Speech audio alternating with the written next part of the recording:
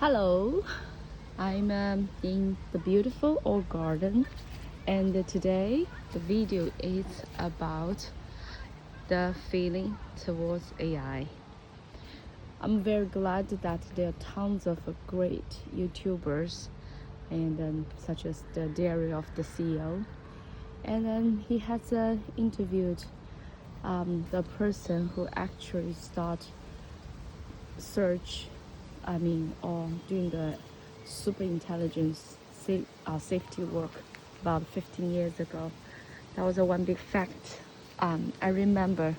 And out of a lot of short and strong statements made by him, what struck me most is I find that it's almost a torture for him to predict 2045, which means 2 decades. The word of 2 decades is to him will be a word, made of or directed or led by the intelligence that above the human's level. So, as he is an expert with all the experiences, and I'm sure he just knows this area very well.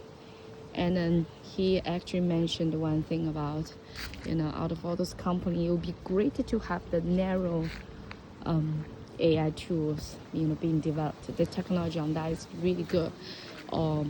Narrow channel of intelligence, just not the general intelligence, because he mentioned one very interesting fact is the things we've invented, such as fire, the wheels, which change the world dramatically, right?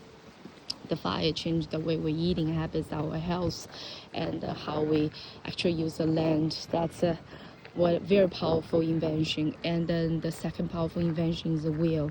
That just dramatically change from how you walk step by step, 1, 2. It's like a straight line, dot, dot, dot, actually into a circle, which is a line made of millions of dots.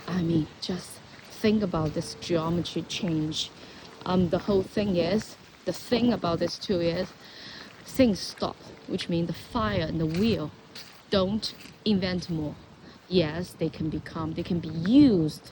Fire can be used to put out fire. Fire can be used to burn, cook food. Fire can be used to get energy from. Fire can be used to certain things. But the fire doesn't create a firework. Also, the wheel can be used for, a lot of things. The circular thing can be used for tons of things, from your ball pen to the vehicles. But the wheel doesn't create a wheel world. And then the intelligence AI that's being invented by human right now is very special, because the general intelligence has a way to, and because it's the speed of is advancing, it's really going to be a way that they will find the human are so slow to learn, and all the agents, the prompts, all the things will just be AI produced, AI driven, and AI led. It's the whole world of AI, and the speed goes too fast. He mentioned about the use of the physical form of AI, such as robots, will be maybe 5 years later. So imagine this whole thing catch up is human will be really the least important consideration. So again, the one logic is you are hard to predict something which you are not able to grasp, right? Like if we know from draw the example from what we know, such as Wugong, you may be a martial art beginner, you will never know what your Kung Fu master is going to do the next and why he does the next. Because why? Because his level of master Kung Fu is way beyond your level. So there's no way you could predict his move. And that's the same thing about how our pet cannot predict what we are going to do. What's for me and mother, as I definitely believe my children may predict something I'm going to say, if that's in the thing about them, like food, something they see. But there are going to be many things that they are not able to predict. Why? Because but I might be able to predict what they do. So that's kind of like if we were always at the foothill of the super intelligence, how we're going to predict the world, led by them, dreamed by them, designed by them, and operated by them. So we are not able to. And the consequence is he gave a deep breath to imagine, to predict 2045. It's like almost meaningless, he said, and he's not able to. But come to, I think, 2100,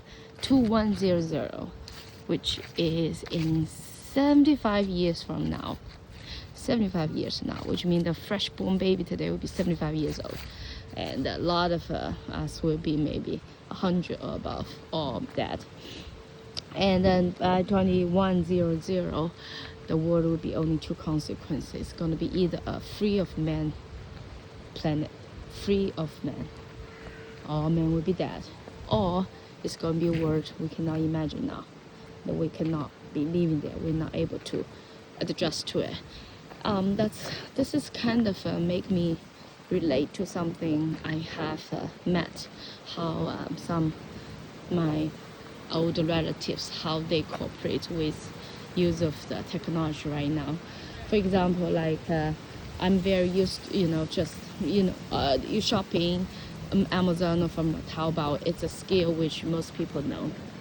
But being able to do that while at the meantime shopping and look at your calendar, plan on for next event, and write email to the event coordinator to arrange why in the meantime, maybe use ChatGPT to asking a question about knowing the news, about the investment, and or maybe asking something about the mathematics. All the things this kind of coordinating, let alone during sometimes the shopping time you have to coordinate.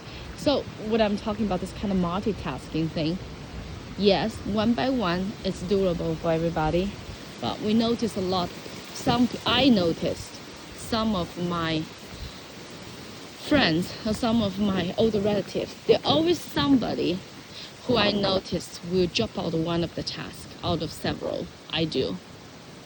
And then I might be dropping out some tasks that they do. The whole point is we notice that either is because of the capacity of physical ability, or it's because of our energy, or it's because of our memory or intelligence of understanding. We are actually not able to do a certain, like let's say 10 is our best number. We're not able to do 10, 9, 8, 7. You notice a lot of people are, the numbers under 10.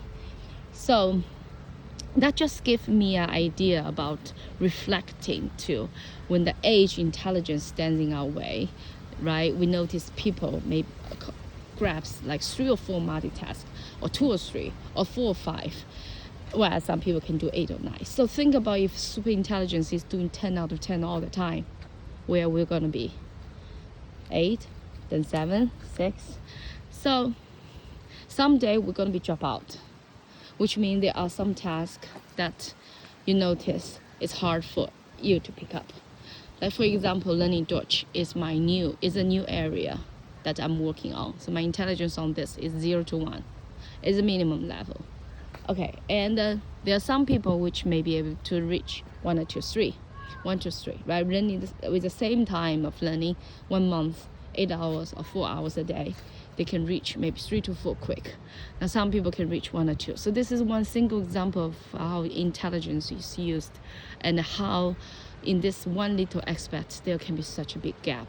So what I'm saying is, with all the 70 billion people in front of the super intelligence, is we are all going to lag behind of 1 and 2 or 3 or multi aspects. And the more the time goes, this compound of lagging will be so heavy that we will choose to either drop out ourselves, give up. I'm not going to do it. I'm not going to learn Dutch. I'm not going to learn how to invest. I'm not going to learn how to do ballet. I'm not going to learn this instrument. I'm not going to learn ski. There's something that some people that say that to you now can be a way of psychology aspect to how we're going to react when the super intelligence is dominating us. So I'm very much reflecting on this talk, and I really appreciate an ability to hear from somebody who has been working on this 15 years and then open the door for me and let me went from 0 to maybe 0.5 or 1. But I really I'm starting to think about how we actually can enjoy our life despite of the intelligence level we are. How we're able to not let intelligence or age or physical ability stand in the middle of us and happy ourselves. So anyway, thank you for listening, and hope you are enjoying the beautiful autumn. See you next time.